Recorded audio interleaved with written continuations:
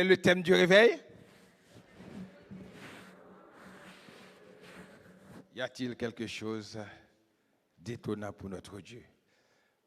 Rien n'étonne Dieu qui détruit la puissance du malin par le sacrifice de son Fils pour nous amener à son royaume de gloire. C'est mon message ce matin. Et on va lire tout de suite Apocalypse 1er.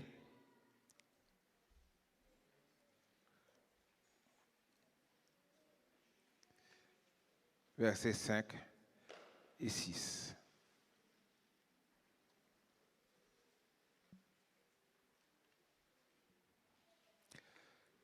Il est écrit, et de la part de Jésus-Christ, le témoin fidèle, le premier-né des morts et le prince des rois de la terre, à celui qui nous aime, qui nous a délivrés de nos péchés par son sang et qui a fait de nous un royaume des sacrificateurs pour Dieu son Père, à lui soit la gloire et la puissance au siècle des siècles. Amen. Avant d'entrer dans le message, j'aimerais dire merci aux musiciens. Merci à frère Salomon et frère Richel et Cyril qui ont composé les chants. C'est merveilleux et ce que Dieu a fait avec vous. Et ce soir, c'est totale adoration. C'est l'adoration avec le cœur de louange. Venez avec nous pour terminer en joie, en beauté ce réveil. Nous avons, frères et sœurs, au cours de ces 5 semaines, par divers prédicateurs, compris que rien n'étonne Dieu. Parce que il est omnipotent, omniprésent et omniscient. Ce qui sous-entend, il sait tout, il peut tout et il est partout, comme Rachel l'a dit tout à l'heure. Et qu'il a accompli par ses attributs des actes extraordinaires que l'on qualifie de miracles, de prodiges, et qui le sont effectivement au regard humain. Cependant, je dois vous affirmer, frères et sœurs, que le plus grand exploit divin, le plus grand miracle, la plus grande œuvre accomplie par Dieu est le salut de l'humanité. Amen.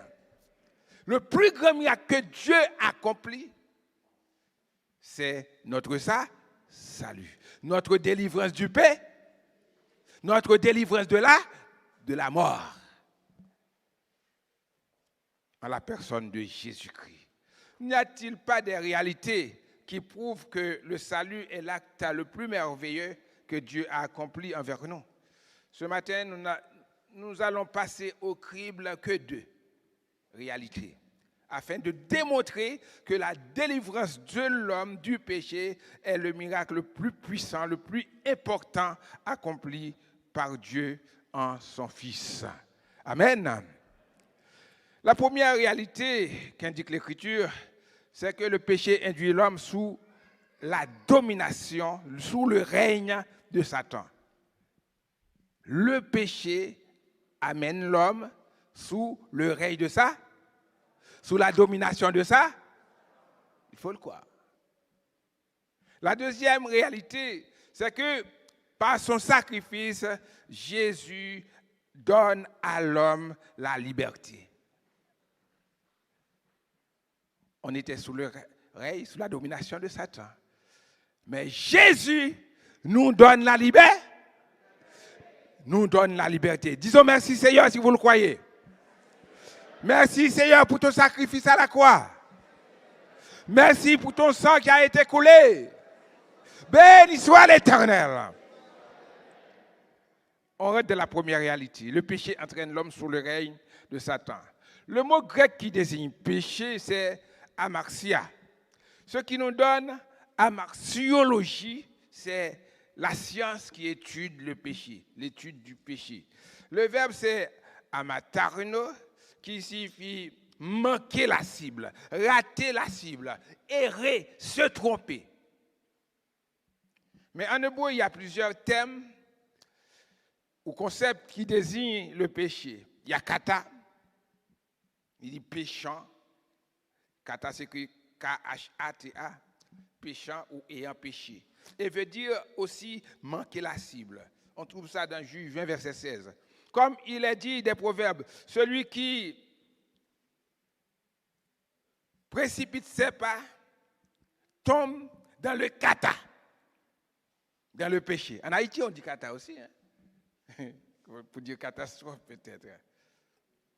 Il y a aussi pacha, pour dire se rebeller, trahir, outrepasser ses droits.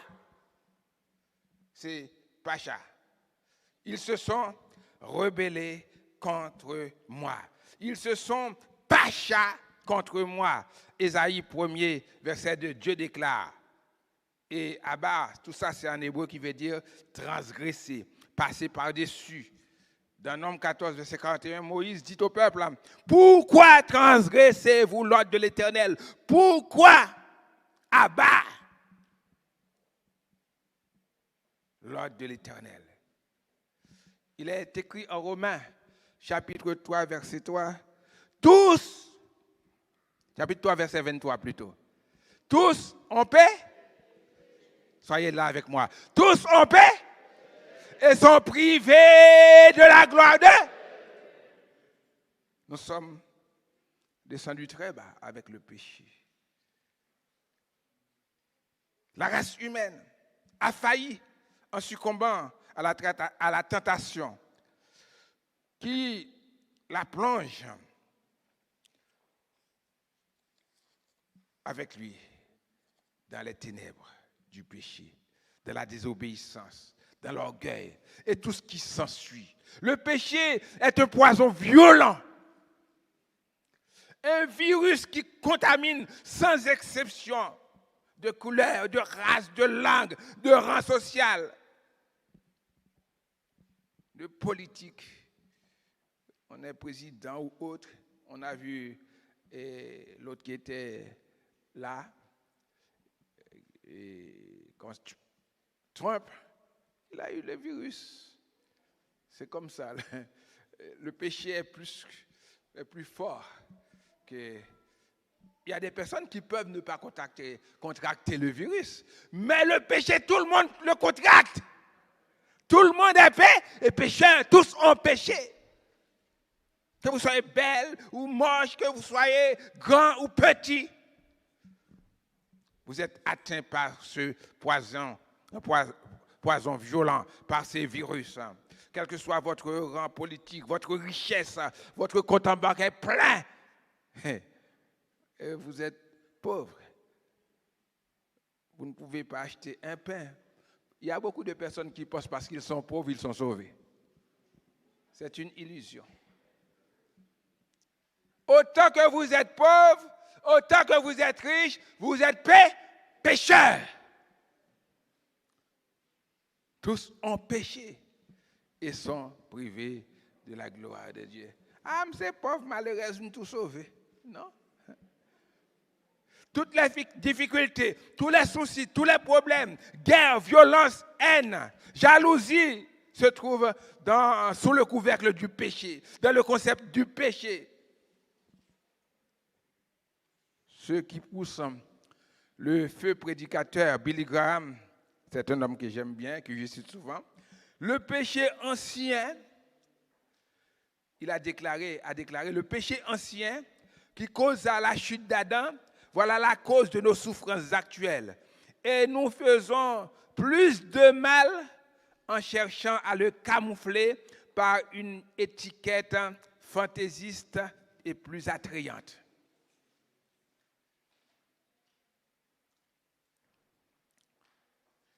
Il dit que le même péché qu'Adam a commis, c'est ce péché-là qui nous plonge dans toutes nos souffrances, dans toutes nos difficultés, dans toutes nos angoisses, c'est ce péché-là qui nous place dans les ténèbres, qui nous place sous la tutelle de Satan. Mais ce qui est grave, souvent on refuse de se reconnaître pécheur.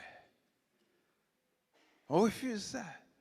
Parfois, il y a des prédicateurs qui, pour faire passer la pilule, dort la pilule en disant, ils cherchent d'autres mots pour dire aux autres qu'ils sont pécheurs.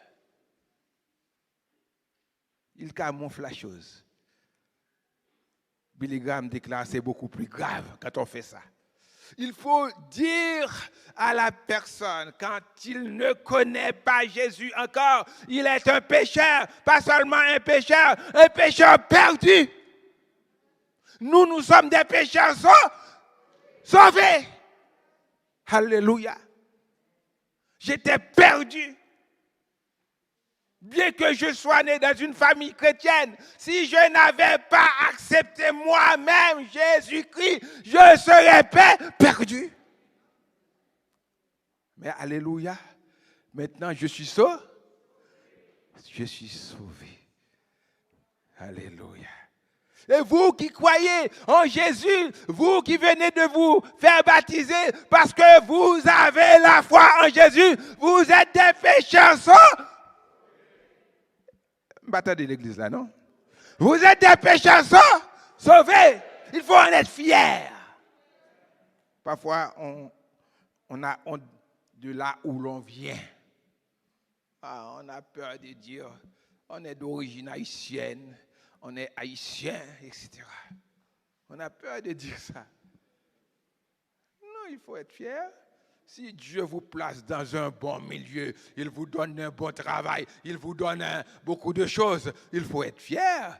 Je suis sorti d'Haïti avec rien. Maintenant, Dieu me donne un pavillon, Dieu me donne une belle famille, Dieu me donne des enfants, etc., etc. Il faut être fier de ton origine. C'est parce que Haïti se trouve dans les méandres de la misère, de la souffrance, de tout ce qui ne va pas. Pour rejeter le pays, il faut être fier de ce qu'on est. On était perdu, on est sauvé, on doit être fier d'avoir été pécheur. Maintenant, on est sauvé. Le péché est un acte grave. Il plonge l'homme dans les ténèbres. Jean 1, versets 4 à 5. Car ils sont aveuglés par la puissance du diable. Et l'être humain est totalement englouti sous les règles de Satan dans les ténèbres. L'être humain, il préfère les ténèbres à la lumière de Christ. Pourquoi? Parce que ses œuvres sont mauvaises. Il ne veut pas que ses œuvres soient dévoilées. Jean 3, versets 19 à 20. Il refuse de venir à la lumière. Est-ce que vous comprenez ça?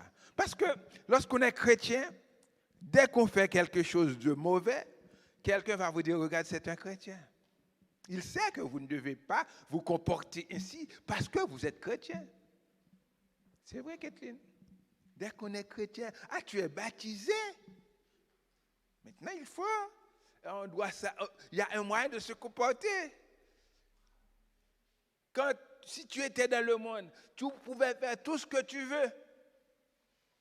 T'habiller comme tu veux, aller en boîte, etc., et dire des bêtises. Maintenant, on est dans la lumière. Tu dis quelque chose qui n'est pas conforme, on va te dire, est-ce que toi, tu es chrétienne, non? Tu es servante de Dieu.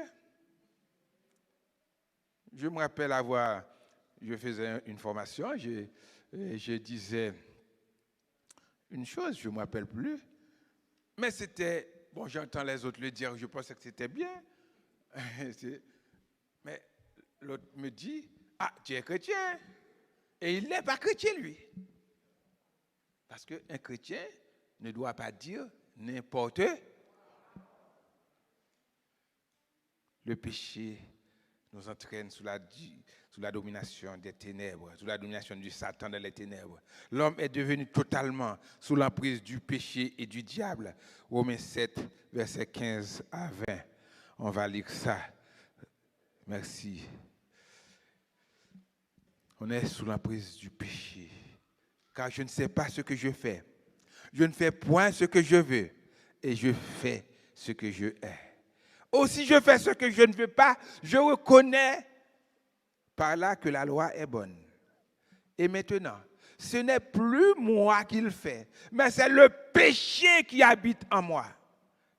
Ce qui est bon, je le sais, n'habite pas en moi. C'est-à-dire dans ma chair. J'ai la volonté, mais non le pouvoir de faire le bien.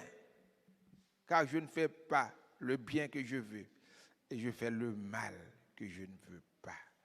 Et si je fais ce que je ne veux pas, ce n'est plus moi qui le fais, c'est le péché qui habite en moi. Je trouve donc en moi cette loi. Quand je veux faire le bien, le mal est attaché à moi, car je prends plaisir à la loi de Dieu selon l'homme intérieur. Mais je vois dans mes membres une autre loi qui lutte contre la loi de mon entendement et qui me rend captif de la loi qui est dans mes membres. Misérable que je suis, qui me délivrera de cette mort ou bien de ce corps mortel? On reste là. L'homme est devenu totalement sous l'emprise du péché et du diable. On voit l'état d'esclavage. Un esclave, il ne fait pas ce qu'il veut, mais il fait ce que le maître ordonne de faire. Ça, nous connaissons ça en Haïti, nous l'avons connu avec les Espagnols, puis les Français, etc. On était esclaves, et pas nous, nos parents.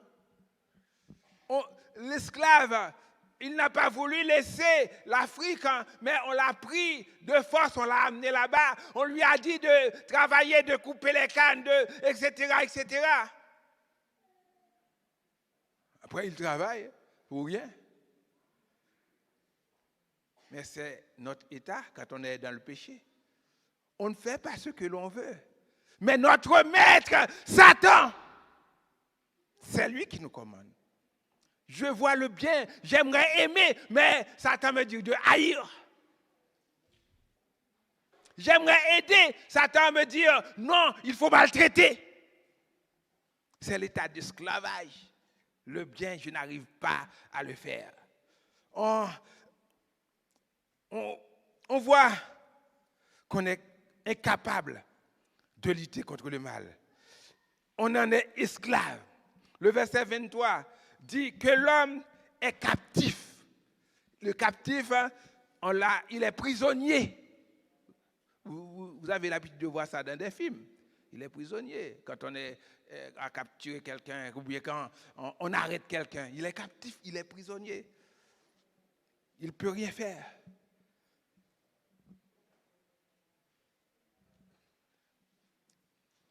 C'est des éléments lorsqu'on est esclave.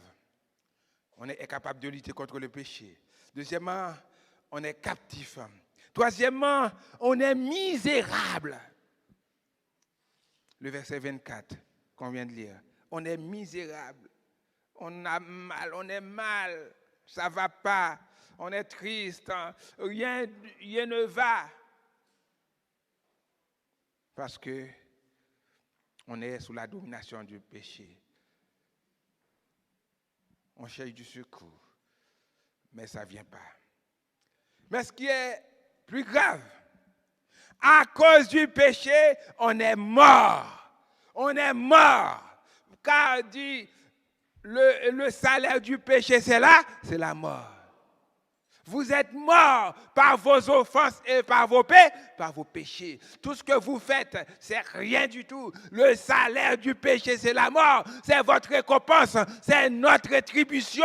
Si nous n'avions pas Jésus-Christ, ce serait notre rétribution. C'est la rétribution, c'est la récompense de ceux qui refusent d'accepter Jésus-Christ. Ils sont morts. Et vous pensez, frère, il y a la mort physique, la mort spirituelle et la mort éternelle. La mort physique, c'est quand on expire. L'âme se sépare du corps. Ça va arriver un jour ou l'autre. La mort spirituelle, c'est lorsqu'on vit séparé de Dieu. On est dans le monde, on marche, on a plein d'argent, on est, etc.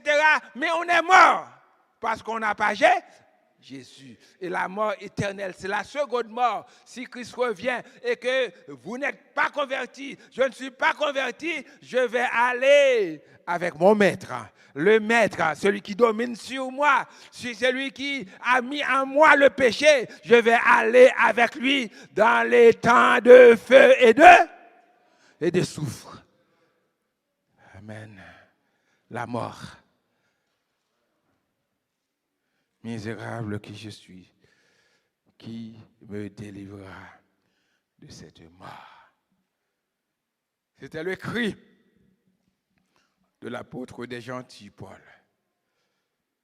Mais on peut dire que Dieu a pourvu pour nous sortir de la tutelle de Satan. Par son sacrifice, Jésus donne la liberté à l'homme. C'est la deuxième réalité qu'on va voir ce matin.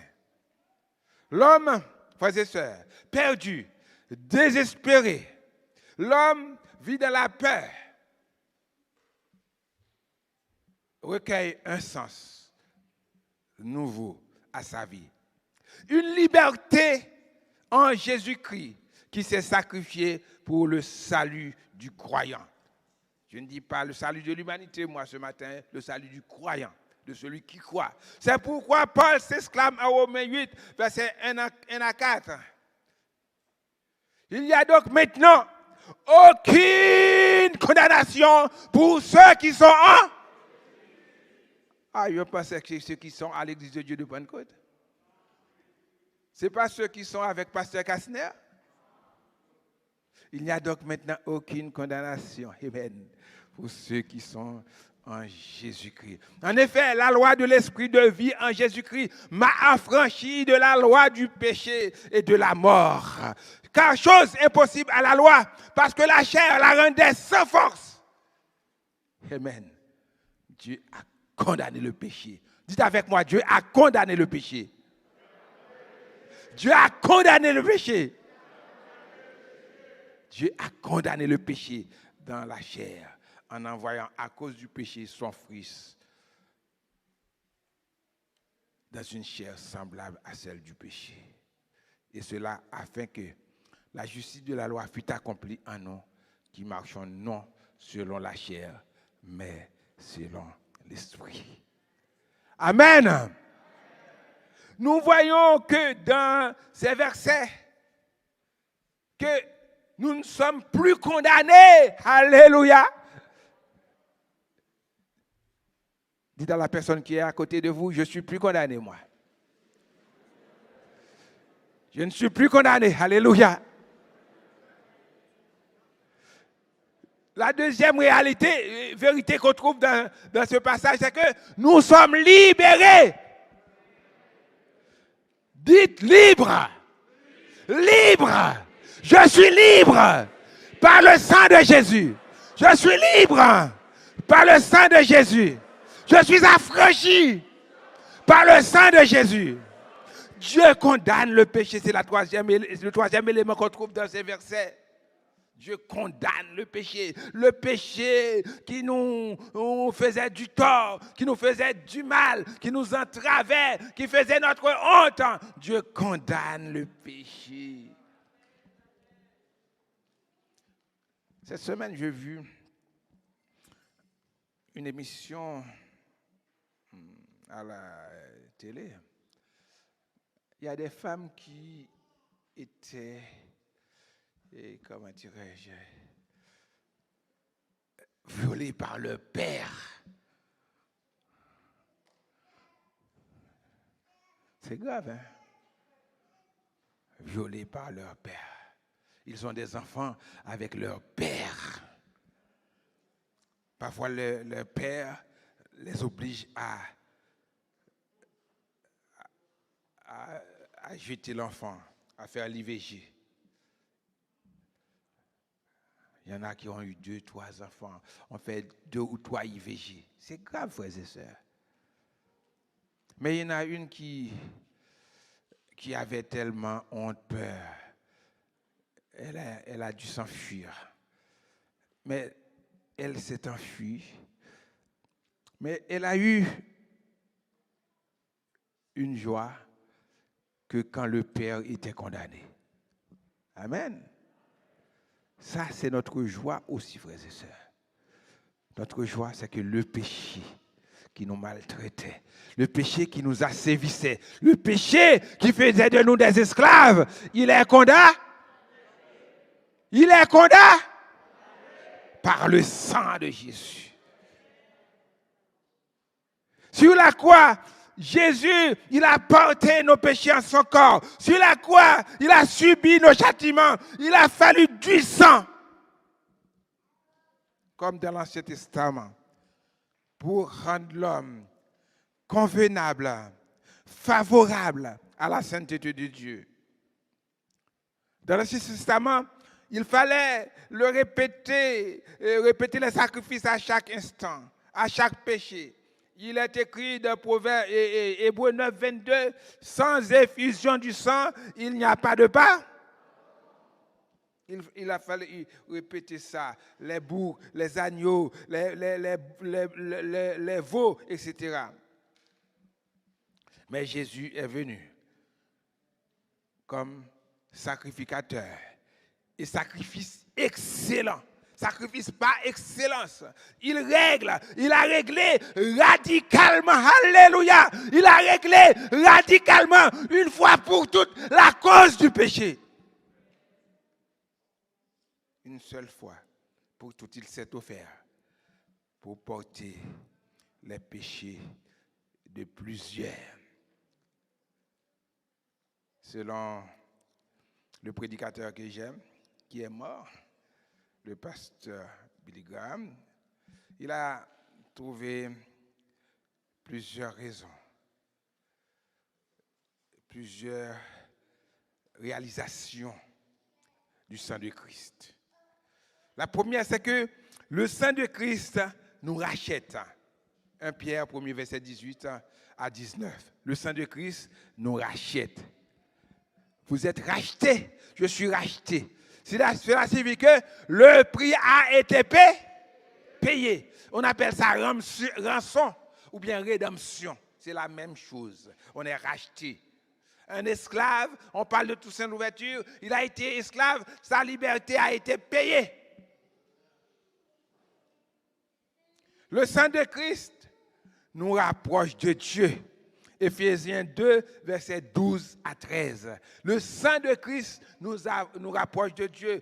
Car maintenant, vous qui avez été jadis éloignés, vous êtes rapprochés. Quand il dit vous, moi, je suis rapproché par le sang de Jésus. Vous, si vous croyez vraiment en Jésus, je ne connais pas votre cœur, je ne connais pas votre relation avec Dieu, mais si vous croyez vraiment en Jésus, vous êtes rapprochés de Dieu. Vous vivez dans l'intimité de Dieu. Dieu est devenu votre Père. Vous êtes devenu son enfant. Quelle grâce. Étant enfant, vous avez le droit à l'héritage céleste. C'est la deuxième réalisation du sang de Christ. Troisième réalisation, le sang de Christ nous donne la paix.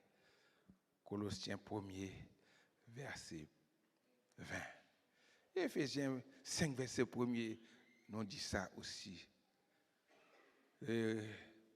Colossiens 1er, verset 20, il a voulu par lui réconcilier tout avec lui-même, tant ce qui est sur la terre que ce qui est dans les cieux, en faisant la paix par lui, par le sang de la croix. Le sang de la croix. Votre paix, ce n'est pas l'ONU qu'il donne. Ce n'est pas les États-Unis qu'il donne. Ce n'est pas un président qui le donne. Votre paix est acquise. Ma paix est acquise par le sang de Jésus coulé à la croix. Alléluia. Le sang de Christ nous enchaînons avec Billy Graham. Il dit, nous justifie. Nous justifie. Nous étions condamnés, mais avec Jésus. Romains 5, verset 9. Si tu veux, tu peux le projeter pour nous. Romains 5, verset 9. Romains 8, 33 et 39 nous dit que Jésus nous justifie par son sang. À plus forte raison donc, maintenant que nous sommes justifiés par son sang, serons-nous sauvés par lui de la colère à venir. Alléluia. Le sang de Jésus nous justifie. Maintenant, nous sommes plus condamnés. Nous étions condamnés. Maintenant, Jésus nous justifie.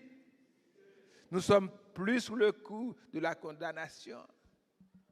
Nous avons dit ça tout à l'heure. Il n'y a maintenant aucune condamnation pour ceux qui sont... Aucune condamnation. Pourquoi? Parce que le sang de Jésus nous justifie. Il y a un avocat là, il sait ce que ça veut dire. Il y a des étudiants en droit et ils savent ce que ça veut dire. Justifier, c'est rendre juste. On n'est plus coupable, le prix a été payé. Et cinquième réalisation du sang de Jésus, le sang de Jésus nous purifie. 1 Jean 1er, verset 7. 1 Jean 1er, verset 7. Le sang de Jésus, son Fils, nous purifie de toute iniquité. C'est pas, comment dirais-je, le gel qu'on prend là qui peut nous purifier. Ce n'est pas non plus le savon, ce n'est pas non plus les autres choses. Il nous dit, mais si nous marchons dans la lumière, comme il est lui-même dans la lumière, nous sommes mutuellement en communion et le sang de Jésus nous purifie de tout péché. Mais il y a une condition là, il faut que nous soyons en communion. Jeunes et adultes, il faut que vous soyez en communion. Les ministères, hommes, femmes, jeunes, il faut être en communion. On n'est pas plus que les autres. On est diacre, on est pasteur, on n'est pas plus que les autres. On doit être en communion pour que le sang, c'est la preuve que nous sommes justifiés. C'est parce que je peux vivre avec Sarah, je peux vivre avec frère Albo, je peux vivre avec Kathleen Esther, je peux vivre avec tout et chacun. Oh, je viens à l'église, je ne me mêle pas avec les autres. Je suis assis sur ma chaise, dès que la prédication est terminée, je suis déjà à la porte. On méprise les autres, on les regarde de haut. Qu'est-ce qu'on est? On est tous des pécheurs, des pécheurs. Si vous êtes sauvés, si vous êtes justifiés, vous devez pouvoir vivre avec les autres. Ils ont des défauts, moi j'en ai aussi. On n'est pas mieux que les autres. Si je suis quelque chose, c'est grâce à Jésus. C'est pourquoi, frères et sœurs, le sang de Jésus est important dans notre vie. Dites avec moi, le sang de Jésus. Le sang de Jésus. Vive le sang de Jésus. Alléluia. Alléluia. Tout ce qu'on est, c'est grâce au sang de Jésus. Mais tout cela, c'est par Jésus. On va lire Éphésiens 1er, verset 20 à continuer.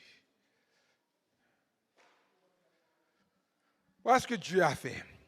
Il a déployé toute sa puissance en Christ, en le ressuscitant des morts, en le faisant asseoir à sa droite dans les lieux célestes, au-dessus de toute domination, de toute autorité, de toute puissance, de toute dignité et de tout nom qui se peut nommer, non seulement dans le siècle présent, mais encore dans le siècle à venir. Il a tout mis sous ses pieds et il l'a donné pour chef suprême à l'Église. Amen. Satan avait toute puissance sur la terre. Il faisait ce qu'il veut. Il tentait ce qu'il veut. Il massacrait ce qu'il veut. Mais maintenant, alléluia, celui qui a toute puissance, c'est Jésus. Dieu lui a donné le pouvoir sur toute domination, toute puissance. C'est pourquoi il a déclaré dans Matthieu 28, je crois, verset 19 à 20. Toute puissance m'a été donnée, tout pouvoir m'a été donné dans le ciel et sur la. Tout pouvoir.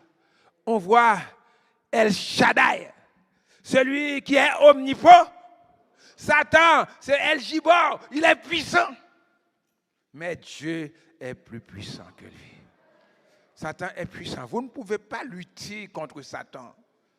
Vous ne pouvez pas lutter contre les forces invisibles. Mais avec Jésus, vous pouvez l'emporter sur Satan. Vous n'êtes plus sous sa domination. C'est ce qu'on apprend dans l'école du dimanche, dans l'école des baptisés. On n'est plus sous la domination de Satan. Satan, on dit à Satan, tu n'es plus notre chef. Notre chef, c'est Jésus. Alléluia. Amen. Notre chef, c'est Jésus. C'est lui qui nous délivre du péché. Et c'est le plus grand des miracles. Tout cela par amour. Qu'on a lu on l'a lu tout à l'heure. Apocalypse 1er, verset 5 à 6. À celui qui nous aime, qui nous a délivrés de nos péchés. Par quoi? Par son sang. Par son sang. Il nous a délivrés de nos péchés. Alors, nous devons lui rendre gloire. On continue de nos péchés par son sang. À lui soit la gloire. Et qui a fait de nous, c'est important, un royaume des sacrificateurs pour Dieu. Mais avant, nous étions esclaves du diable. En Haïti, on parle de l'esclave. C'est celui qui sert le diable. On l'appelle choual. Vous savez ce que c'est le choual, les enfants? C'est le cheval. C'est une façon de dire cheval. Quand quelqu'un, il est dominé, il a les lois, il a les esprits, c'est le choual. C'est le choual, c'est le cheval. Nous sommes des sacrificats pour Dieu. Et qu'est-ce qu'on doit faire? On doit l'adorer. On doit le louer. À lui soit la gloire et la puissance au siècle des siècles. Chaque jour et jusqu'à la fin, notre devoir est de louer le Seigneur. Parce qu'il nous a délivrés. Il a accompli un miracle merveilleux. Il nous a sortis du royaume des ténèbres pour nous transporter dans le royaume de la lumière. Nous devons en être reconnaissants dans Colossiens 1, versets 12 à 14. Nous devons être reconnaissants à ce que Dieu, que rien n'étonne, a réalisé, a accompli dans notre vie. Rendez grâce au Père qui vous a rendu capable d'avoir part à l'héritage des saints dans la lumière. Amen. Il nous donne le pouvoir de vivre l'héritage des saints. C'est que, maintenant vous pouvez vous dire que vous êtes saint. Vous le croyez? Vous êtes saint. Moi je suis saint, ce n'est pas parce que je suis casteur, je suis pasteur, non. Je suis saint parce que je suis en Jésus. Amen. Pourquoi vous êtes saints? Parce que nous sommes en Jésus. Il nous a délivrés de la puissance des ténèbres et nous a transportés dans le royaume du Fils de son amour, en qui nous avons la rédemption, la rémission des péchés. C'est le plus grand, alléluia, c'est le plus grand miracle que Dieu a opéré. C'est la plus grande merveille. Il a créé les cieux, la terre et tout l'univers. Les hommes font des choses extraordinaires. Passez-moi votre chant, frères et sœurs. Frère Jack Albo. Il a créé tout l'univers. Mais tout ça, c'est rien. Tout le monde peut en jouir. Mais ce qu'il a fait, le plus grand, c'est qu'il m'a sauvé. Il nous a sauvés. Il nous a sauvés. Il nous a lavés.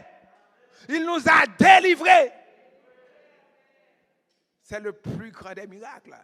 Et maintenant, nous n'avons plus peur de Satan. Ou pas besoin de peur leur abdomen. Satan n'a pas qu'à faire rien. Parce que où manger? Nous sommes en Jésus. Nous sommes délivrés. Il n'est plus notre maître. Satan n'est plus notre maître. Nous vivons une chose extraordinaire. Celui d'être en Jésus. Il y a quelqu'un qui a écrit ce qui suit.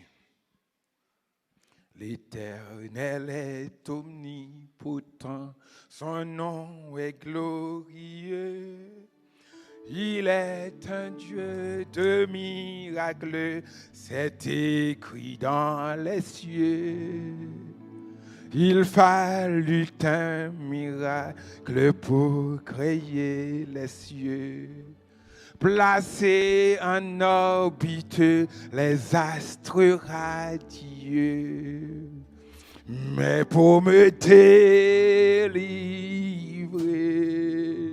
de tous mes péchés, il fallait un miracle merveilleux.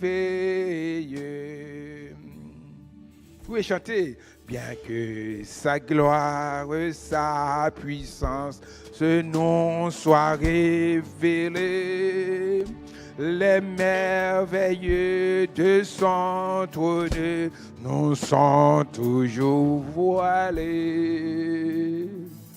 Il fallut un miracle pour créer les cieux. Alléluia. Placer en orbite les astres radieux.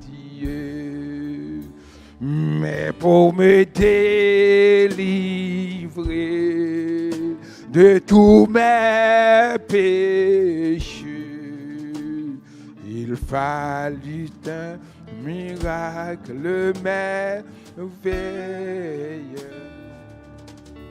La Bible nous parle partout de sagesse infinie.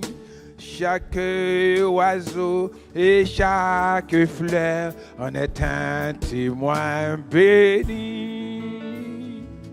Il fallait un miracle pour créer les cieux. Amen. Placer en orbite les astres. Alléluia. Mais pour me délivrer, amen, de tous mes péchés, il fallait un miracle merveilleux. Il fallait un miracle. Pour créer le ciel, il fallait un miracle. Placer en orbite les astres. Mais pour te délivrer, mais pour me délivrer. Alléluia. Mais pour me délivrer. Mais pour te délivrer. Mais pour nous délivrer de tous nos péchés,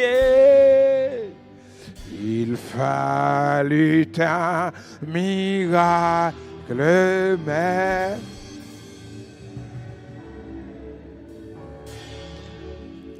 Alléluia!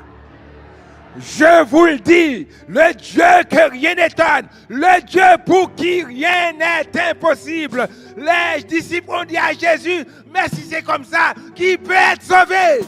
Jésus a répondu, à vous, aux hommes, c'est impossible. À Dieu, c'est possible. Parce qu'il a envoyé son Fils qui a versé son sang pour nous délivrer du péché, de la mort, de l'esclavage, de Satan. Que Dieu vous bénisse.